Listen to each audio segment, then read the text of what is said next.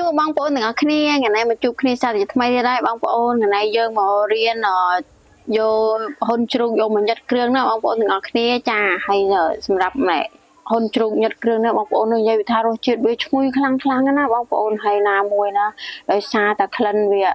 និយាយរំទៅក្លិនឈ្ងុយគ្រឿងក្លិនអីហើយរសជាតិវាឆ្ងាញ់ដិតខ្លាំងណាបងប្អូនតនេអាចសាកធ្វើហូបបានដូចខ្ញុំឥឡូវគឺថាខ្ញុំធ្វើសាកហូបមើលនៅបងប្អូនមានអំណាចឆ្ងាញ់របស់គេមែនតើបងប្អូនហើយណាមួយស៊ីជាមួយទឹកជ្រលក់ទៀតណាបងប្អូនឆ្ងាញ់ណាហ្នឹងហើយបងប្អូនទាំងអស់គ្នាឥឡូវនេះគ្រឿងផ្សំរបស់យើងមានដូចជាដើមចេកប្រសាំងម្ទេសក្រហមហើយស្ដេចដីហើយស្ដេចបាយហើយនឹងសាច់ជ្រូកបងប្អូនកន្លែងនេះសាច់ជ្រូកខ្ញុំអត់បានច្រាំទេតែឆ្នេះឲ្យខ្ញុំកិនក៏វារាំងម៉ត់ចាណាបងប្អូនចា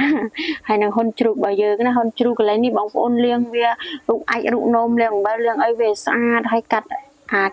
ជាតិខ្លាញ់វាគៀនចាញ់អស់ណាបងប្អូនហើយបងប្អូនលាងចាក់ទឹកចូលពីវាទឹកទៅដើម្បីឲ្យវាស្អាតចឹងណាហើយនេះគ្រឿងដែលខ្ញុំបានរាយរាប់មិញណាបងប្អូនមានស្ដេចដីមានគ្រឿងបុកគ្រឿងអីណាចាហើយហ៊ុនជ្រូកអីយើងលាងវាស្អាតដូចខ្ញុំនិយាយចឹងបងប្អូនលាង3 4 5ទឹកចឹងមកចាហើយបន្ទាប់ពីថារាយរាប់គ្រឿងឲ្យបងប្អូនបានឃើញហើយបងប្អូននេះកន្លែងនេះសាច់ជ្រូកដែលខ្ញុំកិនណាបើបងប្អូនច្រាំក៏ញ៉ាំទៅតែខ្ញុំឲ្យបានច្រាំខ្ញុំកិនហើយឥឡូវគឺថាយើងដាក់គ្រឿងបុករបស់យើងចូលហើយចំណែកគ្រឿងបុករបស់យើងគ្រឿងផ្សំវាមានកលក្រៃដែងស្លឹកក្រូចហើយស្លឹកក្រូចសើចហើយល្មៀតអីចឹងមកបងប្អូនខ្ទឹមសខ្ទឹមក្រហមបងប្អូនបុកវាល្អិតចឹងមកចាហើយបន្ថែមជាមួយនឹងអំបិលមួយចិបមកហើយនឹងស្ករសមកលព្រាបាយបងប្អូនហើយនឹងប៊ីចេងអីចឹងមកចាហើយកន្លែងនេះបងប្អូនយើងមិនបាច់ថាប្រឡាក់យកគ្រឿងដិតទេយើងយកគ្រឿងរាងស្រាលមកដើម្បីថាពោះបើយើងវាកើតតែមានជាតិដោយសារតែយើងបន្ថែមទឹកជ្រលក់ដែរចឹងណាបងប្អូនចាហើយបន្តមកទៀតយើងថែមស្ដេចបាយហើយនឹងស្ដេចដីដែលយើងបុកម៉ត់ហើយណា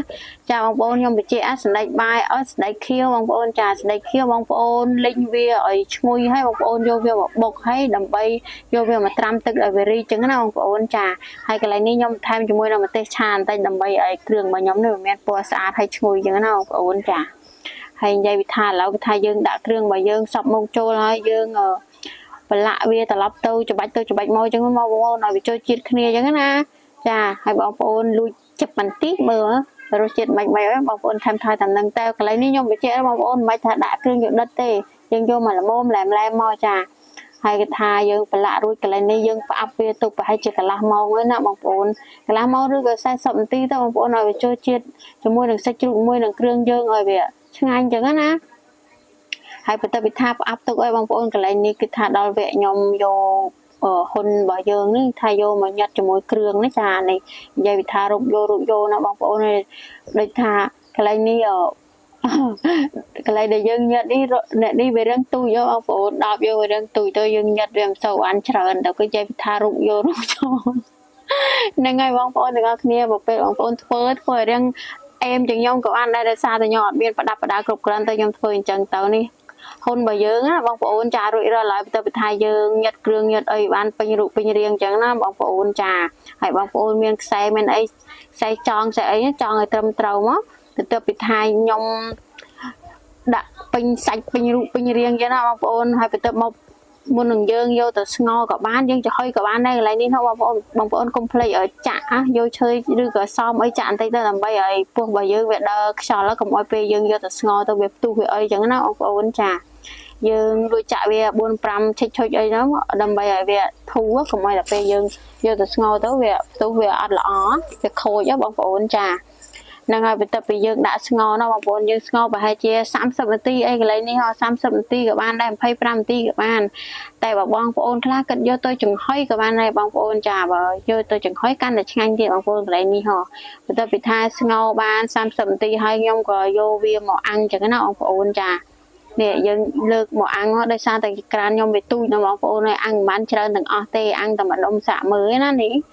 ថាល្អមែនទែនបងប្អូនអើយនិយាយពីថាក្លិនវាឈ្ងុយមែនទែនដោយសារតែមានស្ដេចដីស្ដេចខៀវហើយណាមួយគ្រឿងរបស់យើងផ្សំគ្រប់គ្រាន់ទៅគឺថាឈ្ងុយឆ្ងាញ់ណាបងប្អូនចាបងប្អូនតនេអីបងប្អូនអាចធ្វើសាហូបមើលបានចាហើយនេះចង់ចោលបងប្អូនគឺថាវាឆ្អិនហើយបែបនេះបងប្អូនអើយនិយាយពីថារសជាតិវាឆ្ងាញ់ខ្លាំងណាវាឈ្ងុយបងប្អូនចា ហើយយើងអាចញ៉ាំលេងក៏បានយើងអាចហូបជាមួយបាយក៏បានដែរបងប្អូនហើយជាពិសេសហើយមានដើមចេកដូចខ្ញុំតំណប់ចឹងទៀតគឺថារឹតតែឆ្ងាញ់ណាបងប្អូនហ្នឹងហើយបងប្អូនទាំងអស់គ្នាអរគុណបងប្អូនដែលមើលវីដេអូនេះតាំងពីដើមរហូតដល់ចប់កុំភ្លេចជួយ share ហើយនិង follow page ឲ្យបានច្រើនផងណាបងប្អូនដើម្បីថាមានកម្លាំងចិត្តធ្វើវីដេអូថ្មីៗជួយបងប្អូនចឹងណាហ្នឹងហើយបងប្អូនអរគុណច្រើនជម្រាបលា